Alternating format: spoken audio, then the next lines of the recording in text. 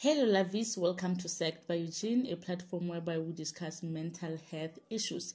This part of segment is directed to those who want to know more about psychological research, social science research.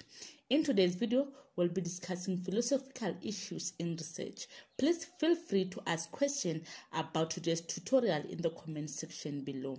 Now let's get into the video. What is research? A research is a systematical investigation aimed at answering a question, establishing a fact, or even reaching a new conclusion. Research is to see what everyone has seen and still think what nobody has thought.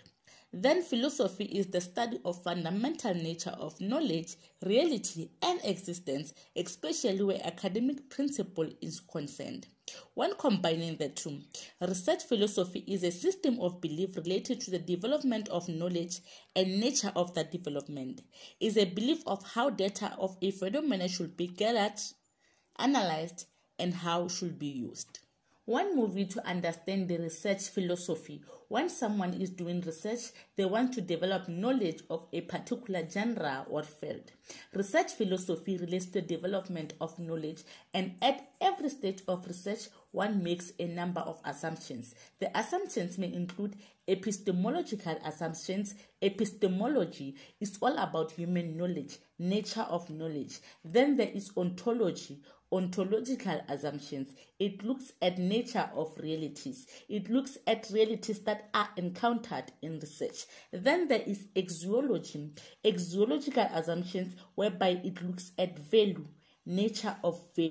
These assumptions shapes how one understands research questions, method they use, and how they interpret their findings. And then we understand epistemology in detail. Epistemology is a branch of philosophy that deals with the source of knowledge, and it is sometimes referred to as theory of knowledge. It focuses on the possibilities of nature, origin, and limits of human knowledge in a particular field. It concerns itself with the question of what is seen as acceptable knowledge in a discipline or field of study. Epistemology is know what you know and what is possible to know. Now let's see ontology, ontological assumptions.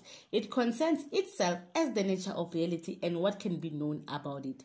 It's about the nature of reality and assumptions held by the researcher about the way the world should operate and commitment held to a particular view.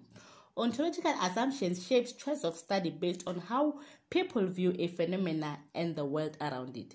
Its basic assumptions is about nature of reality and distinguishing objects from their ties. Another assumption is the axiological assumption. Axiology looks at nature of value. It deals with nature of value. It also questions witness. It's all about judgment of value. It is really valuable? That's the question axiological assumption will ask. For example, choosing one topic over the other might suggest that you are saying that this topic is more important than the other topic. Now we are moving to research philosophies, which are also called paradigms. These are a set of assumptions and orientations that are perceptual guide to research conduction. Just because we are different beings, that means we are bound to have different view of nature of knowledge, nature of reality, and also value of nature. Now let's see what the research philosophies in social science say about the assumptions and the methodologies that they use. So let's look at positivism research philosophy. Positivism paradigm. It is also called scientific realism. Positivism paradigm is about the researcher being an object analyst of the external world and the research end product. In terms of the ontological view, positivists make an assumption or have a view that the world is an external area and that there is a single objective reality to any research phenomenon. In terms of the epistemological view, positivists have a view that the researcher must detach from the participants of the research and must not have any influence on the research. So they must create a distance which is important in being neutral. The axiological assumption of positivists is that there must be a clear distinction between science and personal experience, and also the researcher must not bring any biasness. In terms of methodology, it is mostly used by researchers who take on quantitative approach to research.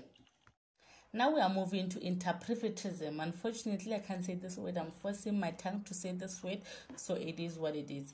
In terms of ontology, it says that individuals are of multiple realities, and that was leads to different construction of the world and social entity, and that reality is subjective, and people are bound to view things differently. In terms of ontology, it says that the investigator and what's being investigated are independent of each other and can't separate them. In terms of axiology, it says that each and every individual is allowed to describe a phenomenon based on their own experiences, and researchers who take qualitative approach to research often take this path. Then thirdly is emancipatory paradigm. Emancipatory paradigm in epistemological assumption says that knowledge is generated through ideological critique of power, privilege and oppression, and research should be aimed at being voiced to the voiceless. On ontology, it says that research should be aimed at improving lives, and especially those who are belittled and marginalized by powerful people. Axiological assumption of emancipatory paradigm is that researchers need to acknowledge values. Methodology used is both qualitative and quantitative. Now we are moving to pragmatism, which is the last paradigm that we'll be discussing. Pragmatism is an approach that evaluates theories and beliefs in terms of success. It's all about what works. To them, it does not really matter if it's single reality or multiple realities, as long as it discovers answers that help them get things done. Methodology used is mixed method. Thank you for watching the video. I hope you haven't forgotten to like, subscribe and share it with those that are doing research in order to help them. Thank you for watching. Bye bye. See you in the next one.